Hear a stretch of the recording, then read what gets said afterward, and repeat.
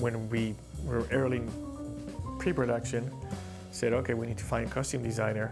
You get submission, like a bunch of resumes, and then I kind of narrowed them down to like 4.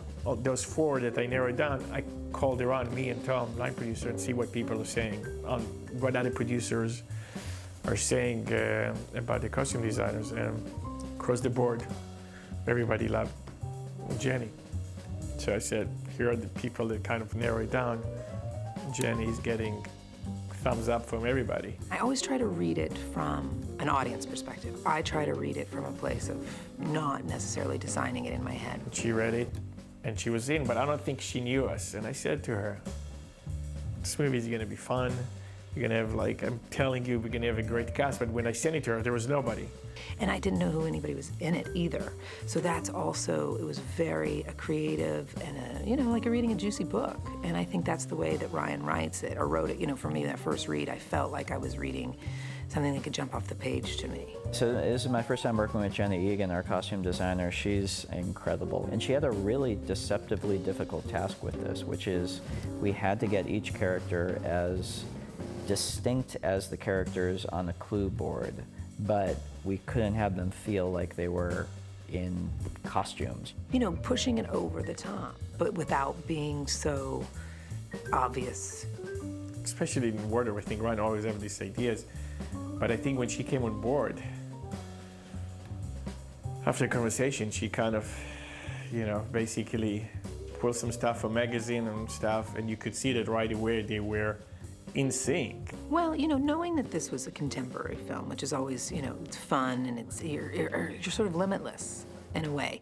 So I think the beginning for me, it's a first initial read. You get into the story and you start to feel encompass the whole thing, and then when you start to find out who the characters are going to be, who are going to play these characters, it sparks. This was 2019, modern day. They all had to feel like this is something people would actually wear. The attention to detail is so precise that you show up to a set and you feel like that you are actually part of the unfolding story. Everyone idolizes their dad, right? I don't know. Do they? Very much not. Don't know why I said that. Initially, I just start research of where we are, the area, or what's inspiring, what jumps out at the script to pick it and to nitpick at, and money, socioeconomic, all of that stuff comes into play. And then, I start to individualize, and then when they start coming in, who is that? So Ryan has his ideas, costume has ideas, and actor also, if they're, now they have to own it. May I just, then I'll proceed, but as a self-made man myself, I have to express my admiration for how you followed in your father's footsteps. Well, initially the script, it was scripted as something different. I think it was like a white linen suit, and he was very Southern. And then I think Ryan and Daniel had conversations about the character, and I think together they came up with, something that felt a bit different, but more right. They both, for both of them. You must wait for your moment when the investigation is over and the house will be empty. And that is why you missed the funeral. But Ryan explains it in a way that he didn't want us to put any specifics on it. He sent me a picture, and it was of John Ford, and it was like a 50s photo of him sitting there. And it wasn't like, I don't want it to look like this, but inspiration. And then where can you take that? And again, I just didn't want it to be something that was going to be constantly changing him and wondering why, who is this guy? We're already wondering who he is. So keep it understated, keep it simple, a node to the Southern.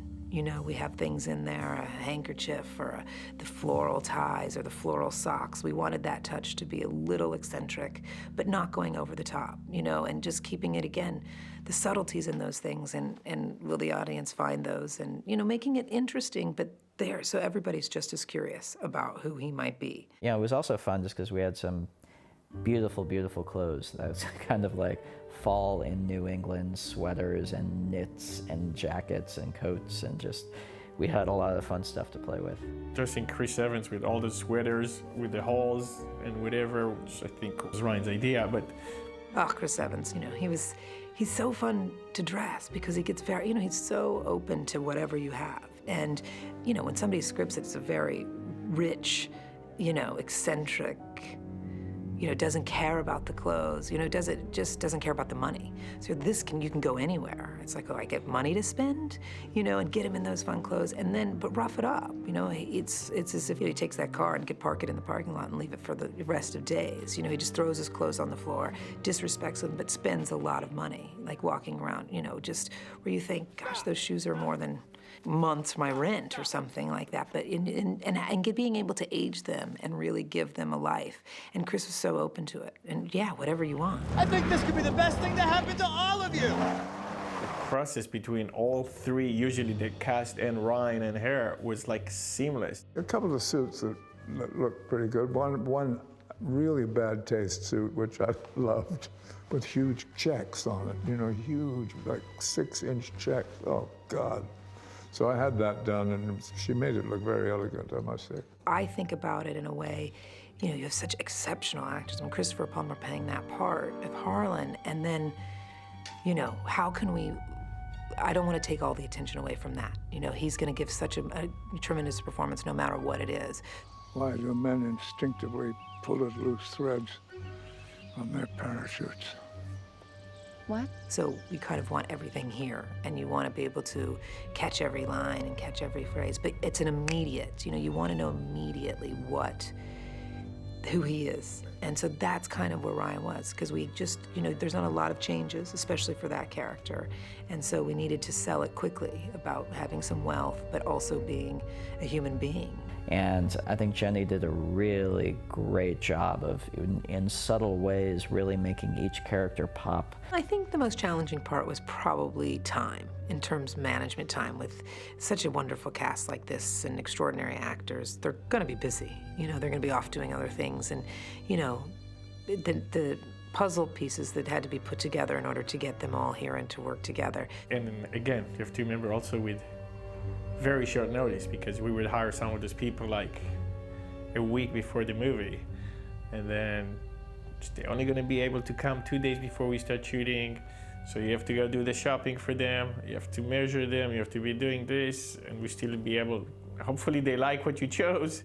So, you know, we had to work really hard in a very small amount of time to get each one of them in, and you know, with such support from the producers and Rian himself and the whole team, it was challenging in that time moment, but you know, they all worked together and supported us, the costume department, 100%. And I think without that support, we wouldn't have been able to, you know, accomplish it in such a really small, fine amount of time.